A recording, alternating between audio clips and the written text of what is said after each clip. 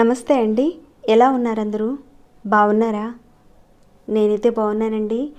మీ అందరికీ అమ్మవారి ఆశీస్సులు ఎల్లప్పుడూ ఉండాలని కోరుకుంటూ, ఎవరైతే ఇంట్లో డబ్బు పెరగాలని కోరుకుంటున్నారో, అలానే బంగారాన్ని డబ్బుని పొదుపు చేయాలనుకునేవారు ఈ పౌర్ణమి రోజున ఇంట్లోనే చేసుకునే ఒక సులభమైన పరిహారం గురించి మనం తెలుసుకోబోతున్నాం. మరి ఆ పరిహారానికి కావాల్సిన వస్తువులు ఏంటి, ఏ రకంగా చేయాలి, ఈ విషయాలన్నీ కూడా చెబుతాను. ప్రతి వీడియోలో చెప్పే మాట, వీడియోని స్కిప్ చేయకుండా ఆఖరి వరకు చూడడానికి ప్రయత్నం చేయండి. అన్ని విషయాలు మీకు తెలుస్తాయి, చూసి చేసుకోగలుగుతారు.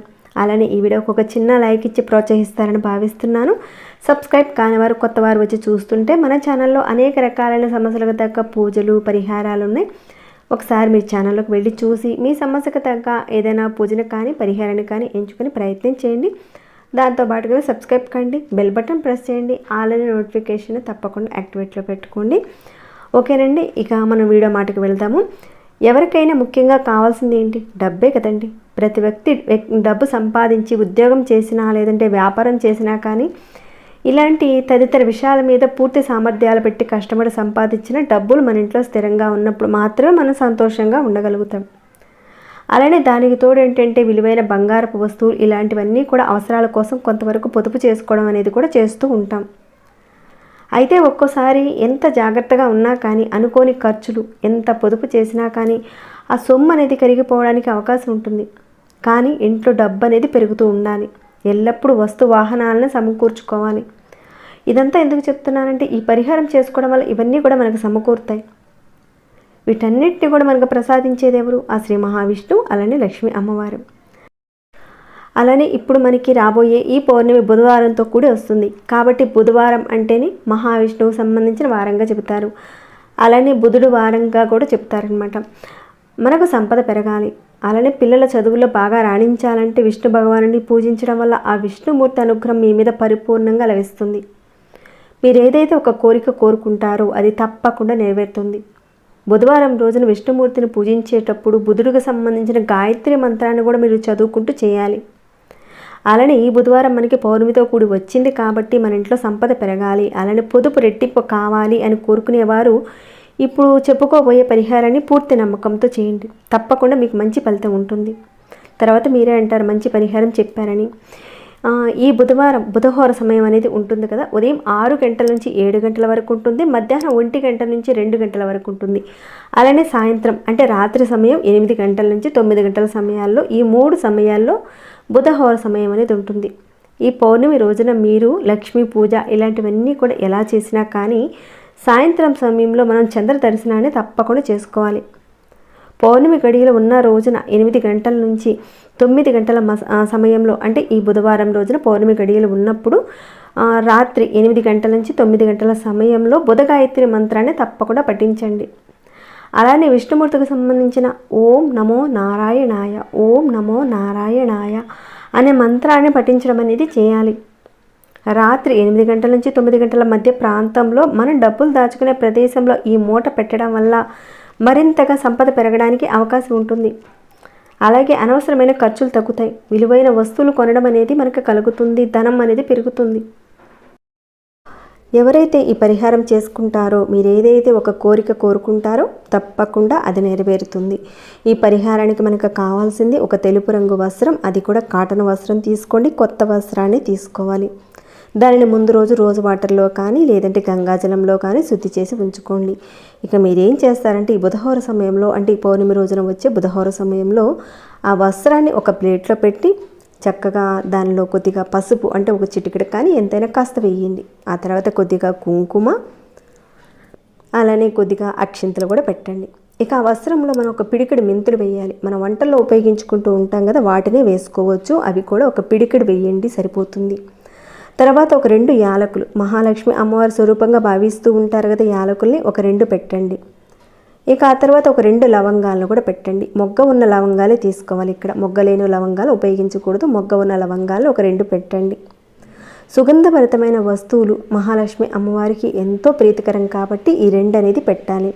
తర్వాత పచ్చకర్పూరం ముక్కను కూడా పెట్టండి. ఈ పచ్చకర్పూరం కూడా మహాలక్ష్మి అమ్మవారికి అలానే మహావిష్ణువుకి కూడా ఎంతో ప్రీతికరమైంది. ఎందుకంటే ఇంతకుముందు చెప్పాను కదా, గడ్డం కింద శ్రీ వెంకటేశ్వర స్వామివారికి ఈ పచ్చ కర్పూరాన్ని ఎందుకు అద్దుతారు అన్న మీద కూడా ఒక కథ కూడా ఉంది. కాబట్టి ఆయనకి చాలా చాలా ఇష్టం అనమాట. మనకి పూజా షాప్లో బాగానే దొరుకుతుంది. ఒకసారి అడిగి చూడండి, పచ్చ కర్పూరం దొరుకుతుంది. ఖచ్చితంగా ఇక్కడ ఉపయోగించే వస్తువుల్ని ఈ పరిహారానికి వాడాలి.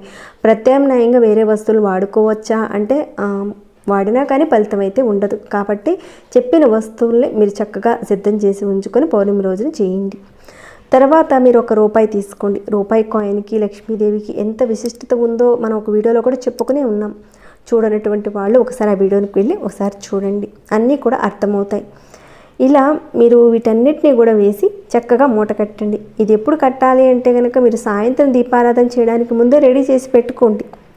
ఇక బుధహోర సమయానికి ముందే చేయలేని వారు ఎవరైనా ఉంటే కనుక బుధహోర సమయంలో కూడా చేసుకోవచ్చు. దీనిని మనం డబ్బులు దాచుకునే చెక్క పెట్టెలో పెట్టుకుంటే చాలా చాలా విశేషం. ఎప్పుడైనా మనం డబ్బులు దాచుకునే చెక్క పెట్టెతో ఉంటే కనుక చాలా విశేషంతో కూడుకుని ఉంటుంది. కాబట్టి మీరు డబ్బులు ఎక్కడైతే మీరు దాచిపెట్టుకుంటారో ఆ చెక్క పెట్టెలో పెట్టుకోండి. సంపాదనకి ఏమైనా అడ్డంకులు ఉన్నా కానీ అవన్నీ కూడా తొలగిపోయి ఇంట్లో ధనం రావడం అనేది జరుగుతుంది. ఇక మనం రెడీ చేసుకున్న ఈ మూటని మీరు ముందుగా మీరు ఎక్కడైతే డబ్బులు దాచుకుంటారో ఆ చెక్క పెట్టెను దేవుడి దగ్గర పెట్టి, అలాగే ఒక ప్లేట్లో ఈ మూటను అనేది పెట్టి దీపారాధన చేసుకుని, తర్వాత మీరు బుధగాయత్రి మంత్రాన్ని 9 సార్లు జపిస్తూ కుంకుమతోనూ అలానే పూలతో అక్కడ కాస్త పెడుతూ చేయండి. మూట మీద కాకుండా పక్కన పెడుతూ చేయండి. ఇక పూజ మొత్తం పూర్తయిపోయిన తర్వాత ప్లేటుతో పాటు ఆ మూటను తీసుకువెళ్ళి ఎక్కడైతే చంద్రకిరణాలు పడుతూ ఉంటాయో, అంటే మీ బాల్కనీలో కావచ్చు లేదంటే మేడ మీద కావచ్చు, ఎక్కడైతే పడతాయో ఆ ప్లేటుతో పాటు అక్కడ పెట్టండి. 8 గంటల నుంచి అంటే రాత్రి 8 గంటల నుంచి 9 గంటల లోపల బుధహోర సమయం ఉంటుంది. కాబట్టి ఆ సమయంలోనే మనం పెట్టాలి. పెట్టిన తర్వాత కొద్దిసేపు గాయత్రి మంత్రాన్ని ఒక 9 సార్లు చదువుకోండి.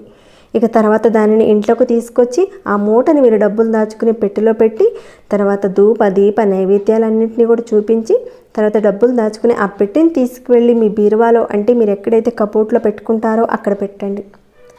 ఇదంతా మనం ఎప్పుడు చేయాలి? ఈ మూటను తయారు చేసుకోవడం ముందైనా చేసుకోవచ్చు, లేదా బుధహోర సమయంలోనైనా చేసుకోవచ్చు. కానీ మీరు చేసుకున్న తర్వాత పూజలో పెట్టుకునేది బుధహోర సమయంలోనే పెట్టాలి. చంద్రకిరణాలు పడే చోట మీరు చూపించేది కూడా బుధహోర సమయంలోనే చూపించాలి. అలానే బుధహోర సమయంలోనే ఈ మూటని డబ్బులు పెట్టెలో పెట్టి బీరువాలో పెట్టుకోవాలి.